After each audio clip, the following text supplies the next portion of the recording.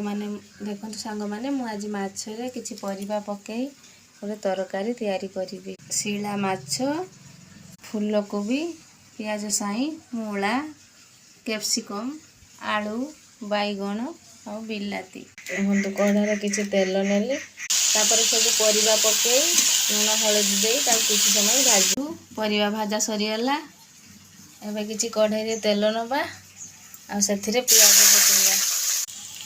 पियाज भाजी हो गला सेथिरे किछि कंचा लंका पकेइबा तापर किछि पंच फुटण पकेइबा तापर सब परिबा सेथिरे दे माछ भी सेथिरे पकेइ देबा सेथिरे किछि पुरुष बटा को दे देबा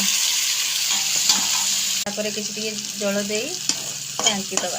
एबे परिबा रे माछ पकेइ चड़चड़ी हो गला।